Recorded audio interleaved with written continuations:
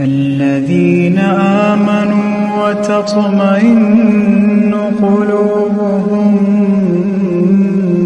بذكر الله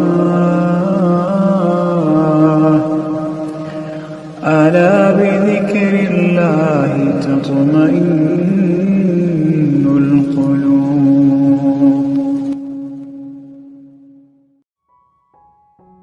আসসালামু আলাইকুম। আশা করি আল্লাহর অশেষ রহমতে সবাই খুব ভালো আছেন। তারানা ইন্সপাইরেশন চ্যানেলে নতুন আরও একটি ভ্লগ দেখার জন্য আমি তারানা সবাইকে স্বাগত জানাচ্ছি। আজকের ভ্লগে আমি আপনাদের সাথে শেয়ার করব প্রতিদিনের কিছু ছোট ছোট নিয়ম আর কিছু কিচেন টিপস, যেগুলো মেনে চললে সংসার জীবন অনেকটাই সহজ হয়ে যায়। আশা করি ভিডিওটি আপনাদের কাছে ভালো লাগবে। আর ভালো লেগে থাকলে অবশ্যই ভিডিও শুরুতে একটা লাইক দিয়ে ভিডিও কন্টিনিউ করার চেষ্টা করবেন। মাটির থালা বাসন বের করেছিলাম, যেহেতু তেমন একটা রোদ নেই তাই ভাবলাম যে এগুলোকে গ্যাসের চুলায় লো হিটে একটু গরম করে নিই। মাটির তৈরি জিনিস রেগুলার ইউজ করলে ওটা তো আর ওরকম সাদা সাদা পড়ে না, বাট যদি এটা উঠিয়ে রাখা হয় আর মাঝে মাঝে ব্যবহার করা হয়, দেখা যায় যে এর উপরে সাদা সাদা একটা আবরণ পড়ে যায়। তো সেটা থেকে মুক্তি পাওয়ার জন্যই এই কাজটা করা। মাটির ওই জিনিসগুলোকে আমি চুলায় তাপ দিয়ে ঠান্ডা করতে দিয়েছি। ঠান্ডা হয়ে গেলে আমি ওটাকে উঠিয়ে রাখবো। তাছাড়া যখন আবার রোদ উঠবে ঠিকঠাক মতো, তখন আবার রোদেও শুকিয়ে নিব। আর কিছুদিন পরপরই এগুলো রোদে দেওয়া লাগে, না হলে দেখা যায় যে ভালো থাকে না। যেহেতু আমি সকাল সকাল ঘুম থেকে উঠে গেলেও আমার মেয়ে রিসলিয়া একটু পরে পরে উঠে ঘুম থেকে, তো সেজন্য বিছানা গোছাতে একটু আমার দেরি হয়ে যায়। তো ও উঠার পরে ওকে নাস্তা করিয়েছি, আমি নাস্তা করেছি, তারপরে এই যে কিচেনটা গুছিয়ে বিছানাটা গুছিয়ে নিলাম। টানা কয়েকদিন বৃষ্টি হওয়ার কারণে লন্ড্রি বাস্কেটে এই যে জামা কাপড় জমে গিয়েছে। আজকে ভাবলাম সব জামা কাপড় একদিনেই পরিষ্কার করে নিব। তো একসাথে তো আর এত পরিমাণ দেওয়া সম্ভব না, তাই প্রথমে অর্ধেক দিলাম, পরে বাকি অর্ধেক দিয়ে আমি আজকে জামা কাপড় সমস্ত কিছু ধুয়ে নিব। আর লন্ড্রি বাস্কেটে জামা কাপড় জমে থাকলে সেটা দেখতেও খারাপ লাগে। আর বাস্কেটটা আমার বেডরুমে থাকে, ওয়াশরুমের পাশে, তো সেজন্য চেষ্টা করি সবসময় ওই বাস্কেটটাকে খালি করে রাখতে। তাছাড়া একটা কথা তো আমি সবসময়ই বলি, যদি ঘরের বেডরুমের বেডশিটটা খুব সুন্দরভাবে পরিপাটি করে গুছিয়ে রাখা যায়, তাহলে মনে হয় যে অর্ধেক কাজই কমপ্লিট হয়ে গিয়েছে। ঘরকে তখন দেখতে অনেক পরিপাটি আর আকর্ষণীয় লাগে। আর সাথে সাথে আমার বেডরুমের এই যে ড্রেসিং টেবিলের উপরে অনেক জিনিসপত্র ছড়িয়ে ছিটিয়ে থাকে, তো ওইগুলোকেও জায়গা মতো রেখে দিচ্ছি। প্রতিদিনের এমন ছোট ছোট কিছু নিয়ম বা অভ্যাসেই কিন্তু ঘরটা খুব সুন্দর হয়ে ওঠে।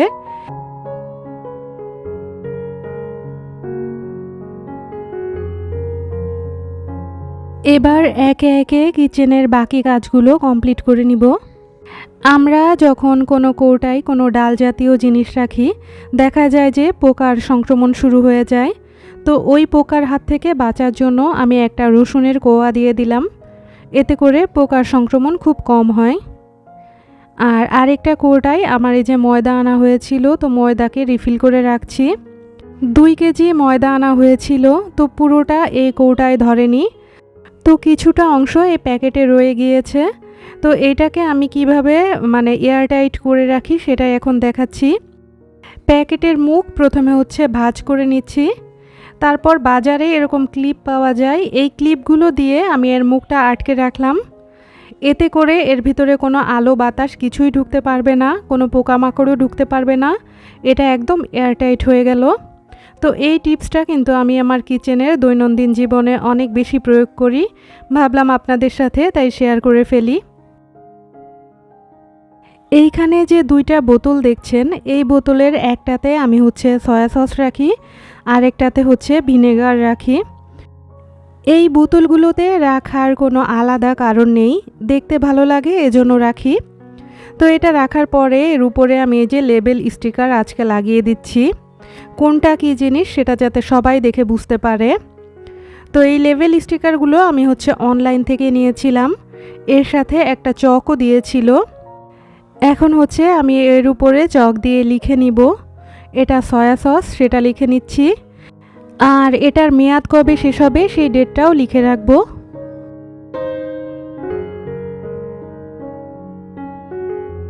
আমরা কিন্তু কিচেনে অনেক ধরনের কৌটা অথবা এরকম বোতল ব্যবহার করি, তো ওরকম কৌটার উপরে কোনটা কোন জিনিস এরকম লেভেল স্টিকার দিয়ে লিখে রাখলে দেখতে বেশ ভালো লাগে, আর যে কেউ এসে বুঝতে পারে যে কোনটায় কোন জিনিস রাখা আছে।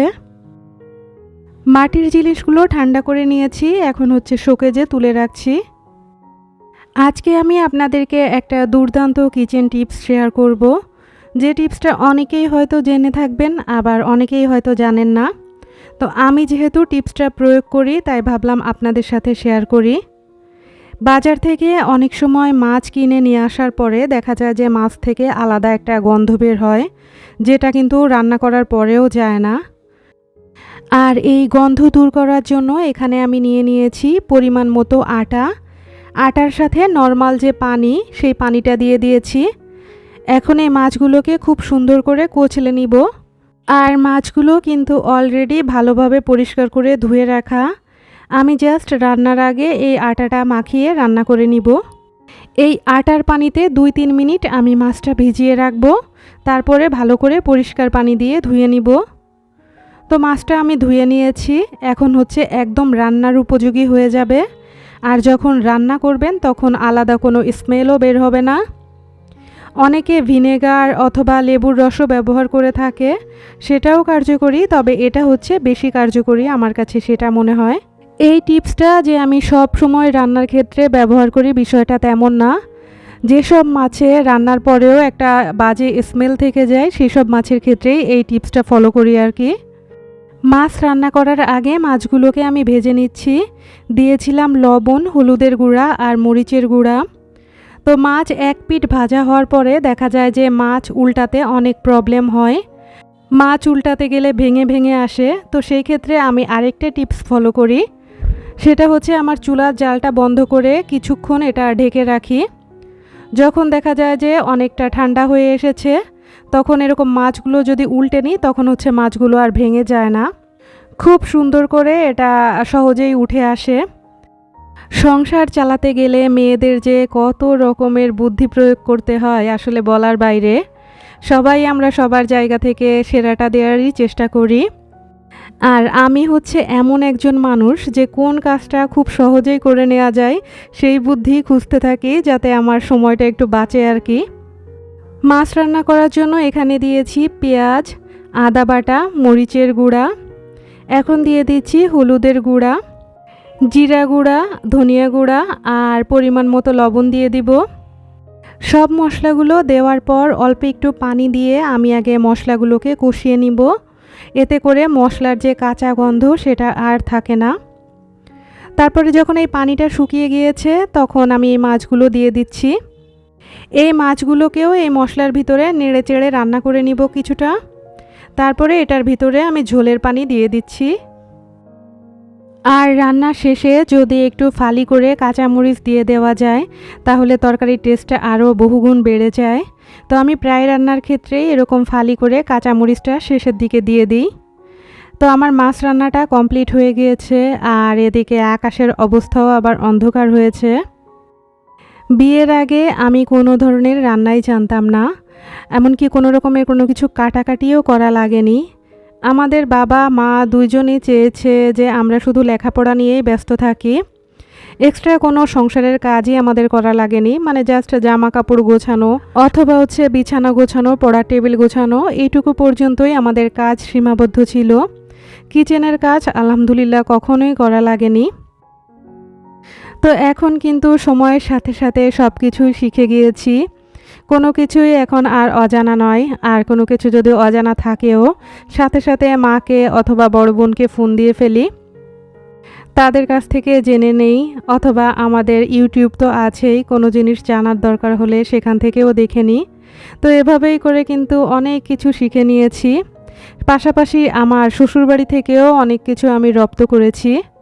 রিসলিয়ার পাপার কোন ধরনের খাবার কিভাবে পছন্দ সব কিছুই শিখেছি। প্রথম যখন রান্না শিখি তখন বেশ আতঙ্কে আমার দিন কাটতো যে কোনটায় কোন জিনিস অথবা কোন মশলা দিতে হয় ঠিকমতো বুঝতাম না। তো তখন করতাম কি সব মশলা দিয়েই রান্না করে ফেলতাম। এখন সময়ের সাথে সাথে বুঝি যে কোনটার সাথে কোনটা যায় অথবা কোনটার সাথে কোনটা যায় না। তো যাই হোক, মাঝে একটু কফি বানিয়ে নিয়েছিলাম, আমার মায়ের হাতের বানানো নারকেলের চিড়া আর কিছুটা নাটস নিয়েছিলাম। তো সব তো আর খাওয়া যায়নি, কিছু পরিমাণ খেয়েছি। আর এখন হচ্ছে টেবিল ক্লথটা আমি চেঞ্জ করে নিলাম। আমার ডাইনিং টেবিলটা হচ্ছে 4 চেয়ারের, বাট এই টেবিল ক্লথটা হচ্ছে 6 চেয়ারের জন্য বানানো। তো আমার টেবিল থেকে এই ক্লথটা বেশ বড় হয়ে যায়, তারপরেও আর কি বিছালাম। এটা বিছালে ঘরকে দেখতে বেশ সুন্দর লাগে সেজন্য। এতক্ষণ যারা আমার ভিডিওটি দেখছেন, ভিডিওটি ভালো লেগে থাকলে লাইক, কমেন্ট, শেয়ার করতে ভুলবেন না। আর যারা নতুন তাদের কাছে রিকোয়েস্ট থাকবে সাবস্ক্রাইব করে আমার পাশে থাকার। তো সন্ধ্যার দিকে চলে গিয়েছিলাম কেএফসিতে। এই আউটলেটে দেখলাম যে নিজেই খাবার অর্ডার করা যাচ্ছে অনলাইনের মাধ্যমে। আমাদের জন্য চিকেন ফ্রাই অর্ডার করেছি।